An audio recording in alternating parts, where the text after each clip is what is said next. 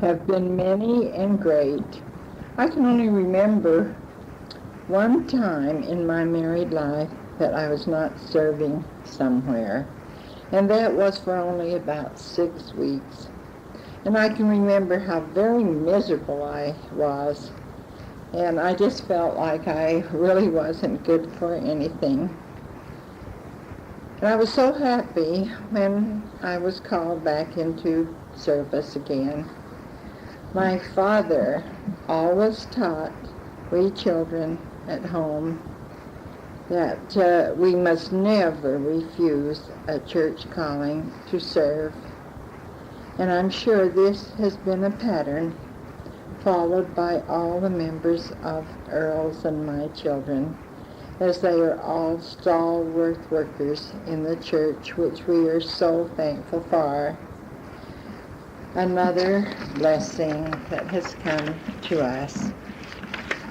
My years in serving in the ward in MIA hold cherished memories as a beekeeper, a gleaner leader, and a counselor in the MIA.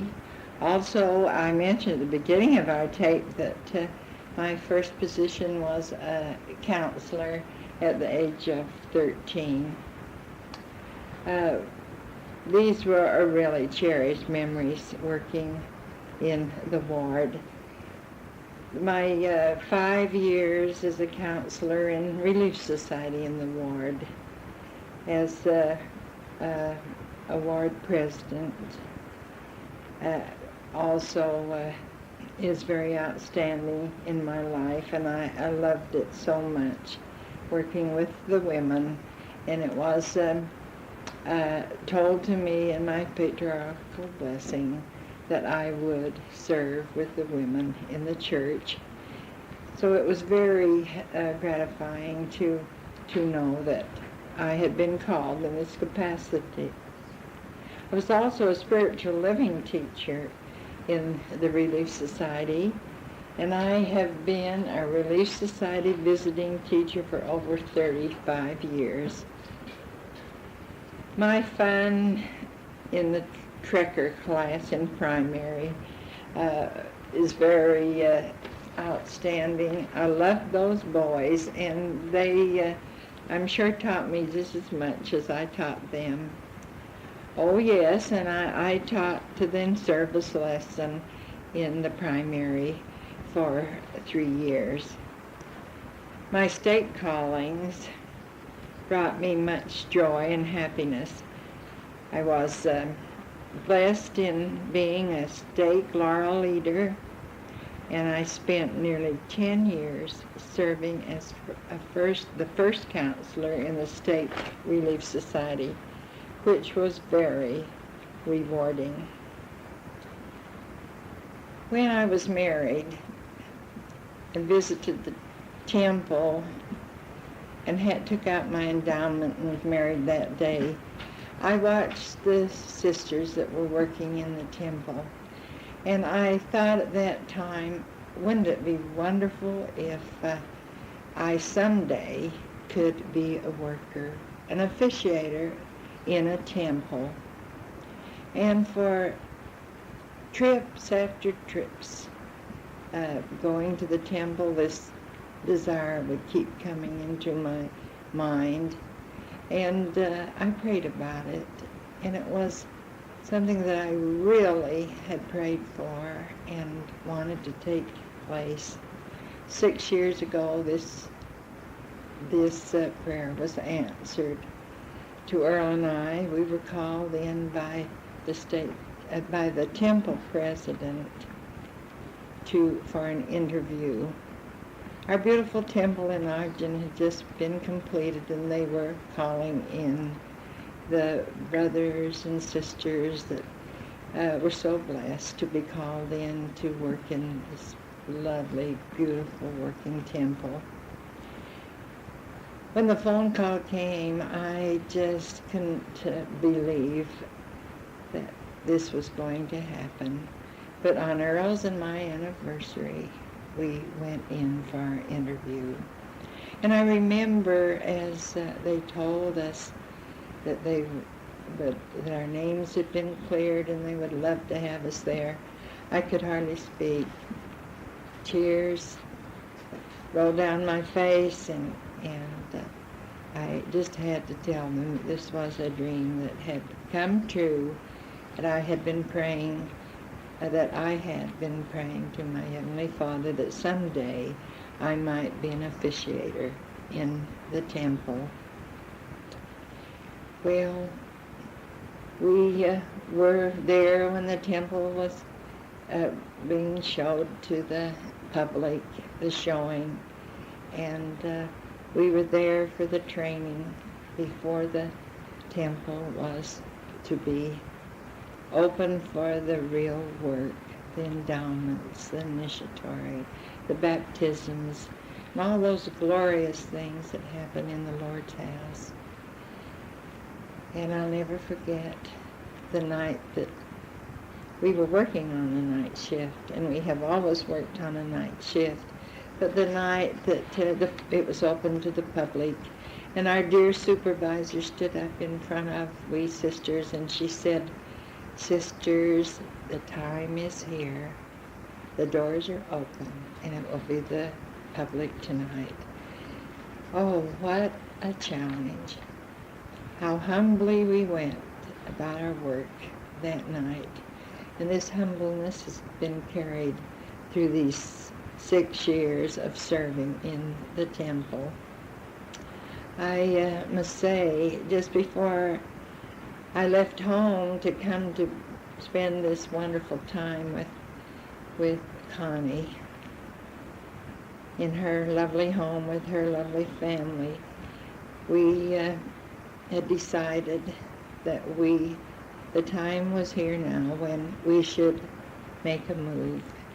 And Earl's health not being too good at this time, making him so tired as he went into the temple and stood on his feet those 8 hours each night, where we felt were taking a toll on his health.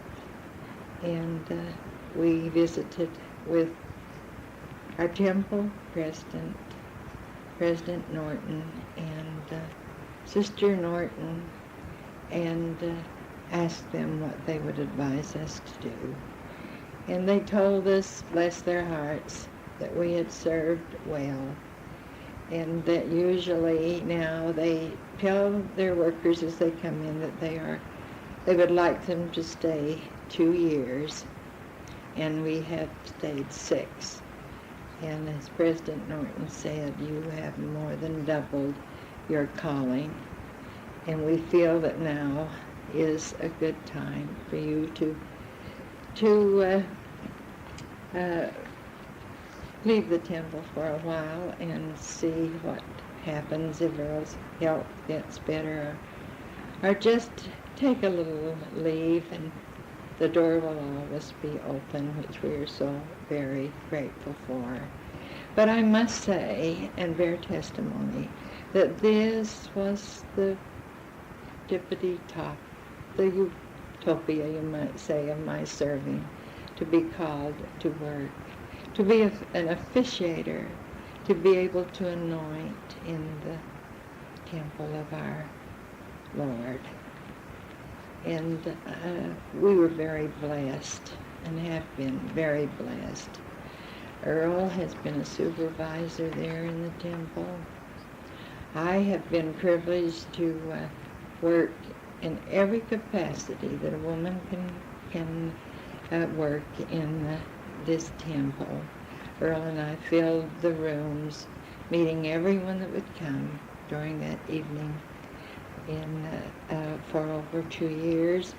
And I have had the pleasure of working with the brides, with sealings, in the initiatory, at the veil, taking part in our precious prayer meetings, even tending the children in the nursery.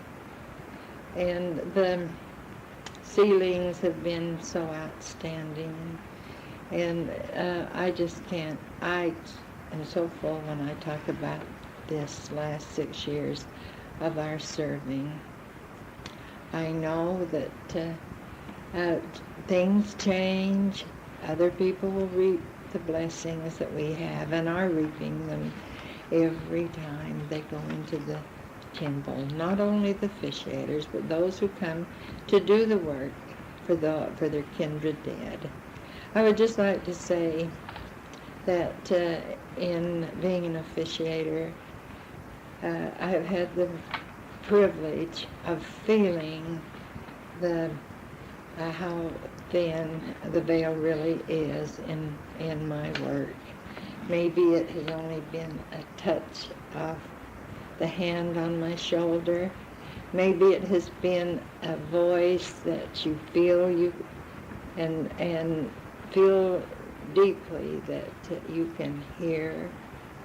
Maybe it is other things that other people have experienced too.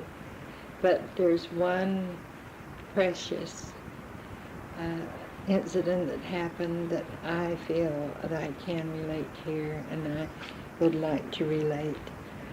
I was filling rooms, and we had to make out a report every night after our sessions were all in. And this had to be taken to our matron's office. Most everyone had left because Earl and I had to be the last ones to leave, and so, because all the sessions would have to be in and out, and the envelopes picked up to take down to leave on the recorder's desk.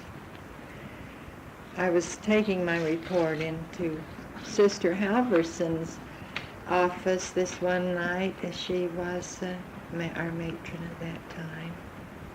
As I walked down the dark corridor, I could see someone in white standing in the hallway, and I wasn't frightened, but I felt very, very humble.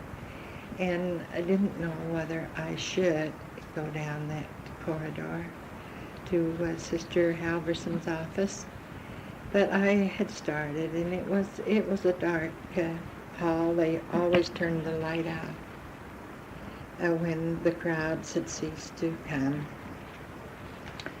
It was so real that when I got to this personage in white, I turned around her to clear the way.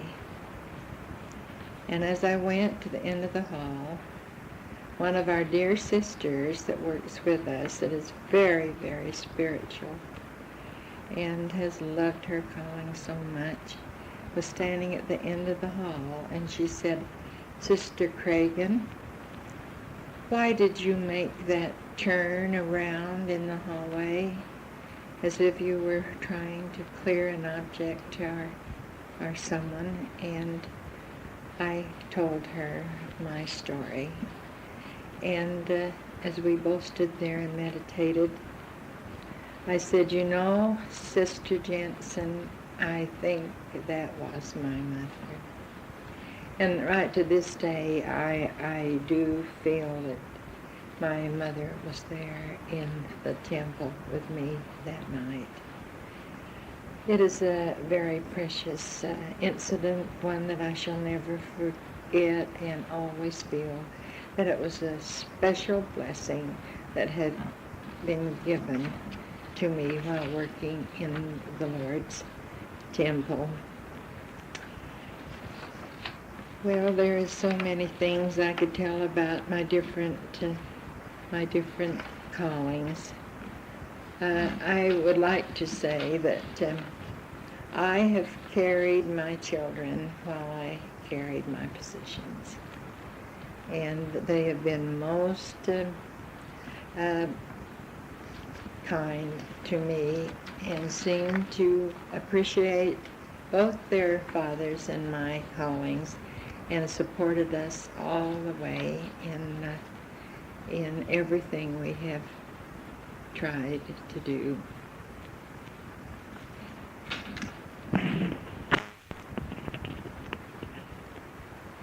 Connie, could I just say one more little thing about the temple?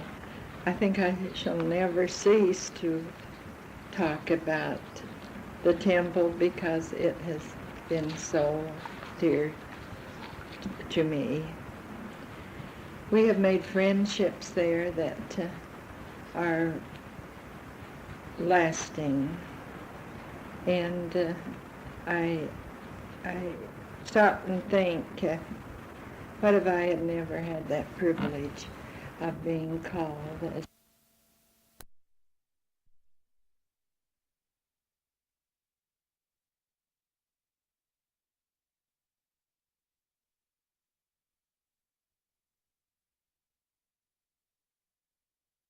me, and I've lately just felt like it should be dedicated in thanksgiving to these dear sisters and the brethren that has been so kind to Earl and I.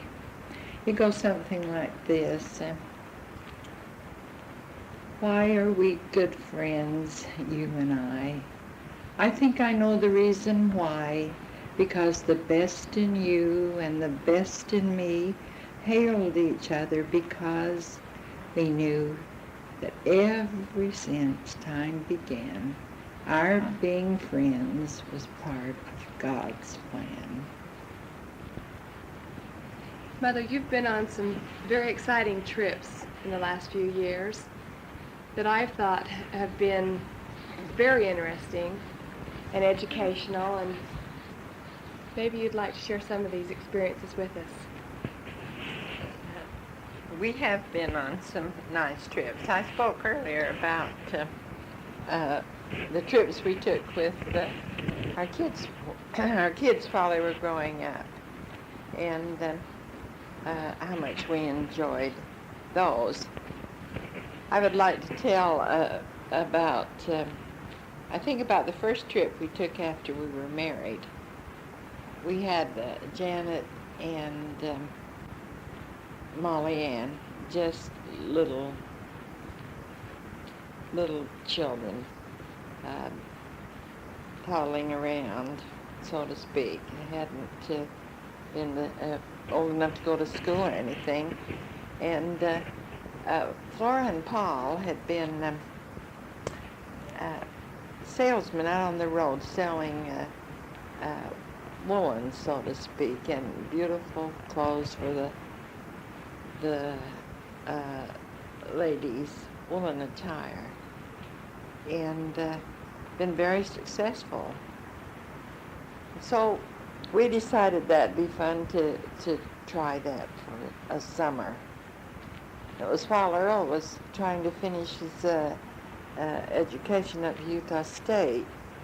And so we took this summer off, and we thought we were going to make so much money that we even went into the bank and made plans to send our money in as we made it. And it was going to be a glorious summer.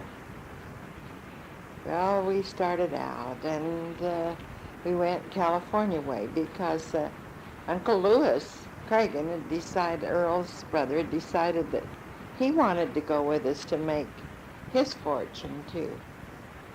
So he had been home off his mission for a short time.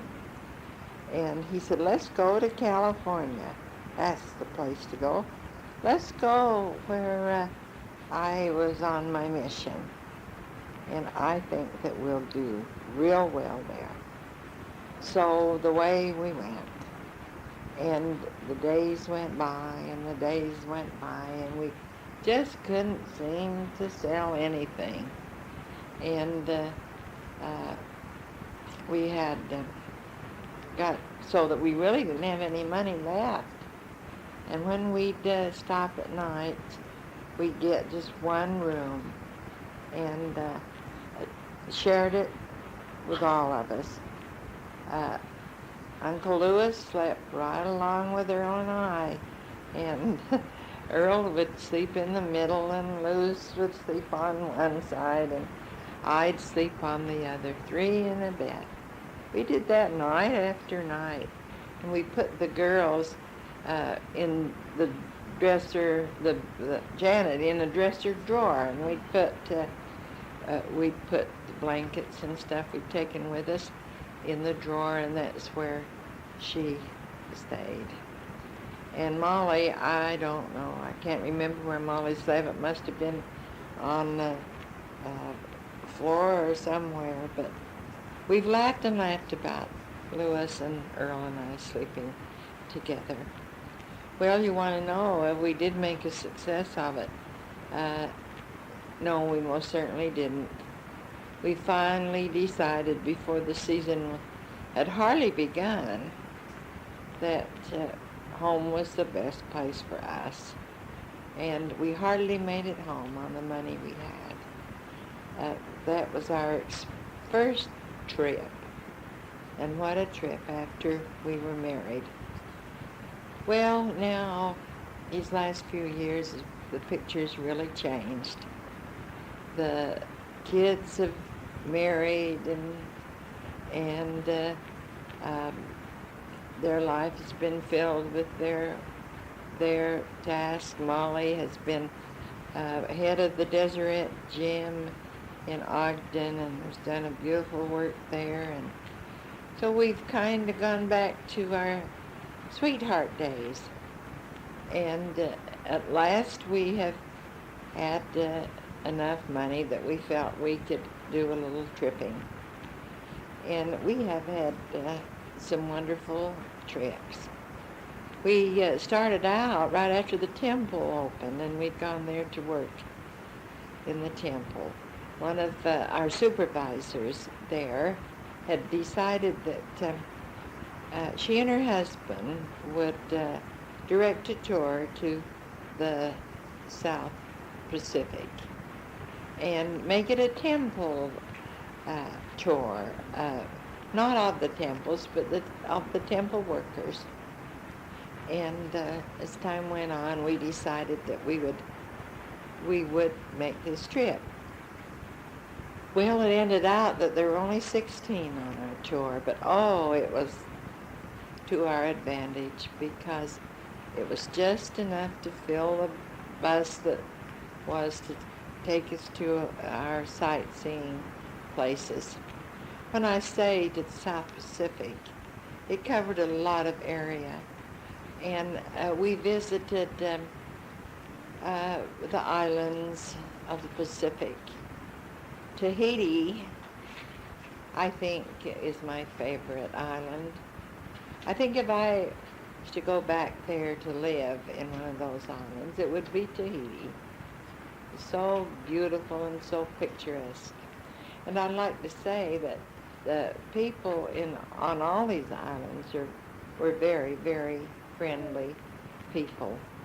Well, yes, we visited other islands, Fiji and New Zealand, and had the privilege of attending that temple.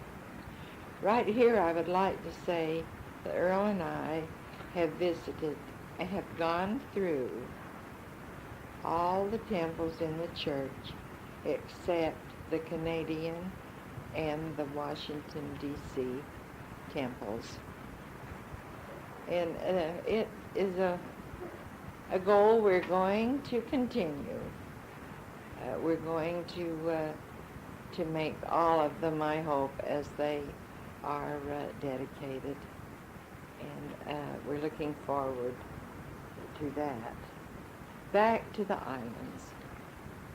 The temple in New Zealand, as I say, was very beautiful and a wonderful experience that holds many memories. Australia, another island that was very educational and beautiful, like they all were. Fiji, the island of the big people. Why I say big people, the Tahitians are a small race, very dainty and beautiful. And their dances, well, you just can't describe them. the Tahitians, the Fijians they're built differently. Tall, the sisters, the women are tall, just like the men. But a very interesting group of people that lives in Fiji. Then we had the real thrill of going into New Guinea. Now this is a place that most people don't consider as visiting when they make a tour to the South Pacific, but we went into New Guinea, where the natives are that still go practically naked and wear very little clothing. To top off New Guinea, we spent 3 days on the Sepik River, which is the land of the headhunters, or used to be. But it is very, very native still. And we were privileged to take this trip on the Sepik River, and we spent 3 days and 3 nights on a big cruising boat. But it was just our party of 16 that were there, and we had a wonderful group of servants and natives. They were all natives that made our trip very enjoyable. We had little sailboats that we would take from that would sail out each day from our big boats and visit the little native islands. Oh, I wish I could describe those islands, something we shall never forget. All those little children that seem so happy to see someone come to their islands, and treated us so well. And as we'd get in our little sailboats and go back to the big boat, as far as we could see, they would be standing on the beach waving at us. So and then we came back, of course, by the way of Hawaii, which was a real treat to visit the islands. And Earl and I want to go back there because our stay was very short in Hawaii. That was really our first big trip. We were gone for a whole month in the islands. And when I say our first big trip, I'm really not, it really wasn't, but because when Brant had finished his mission, we went and met him in Switzerland.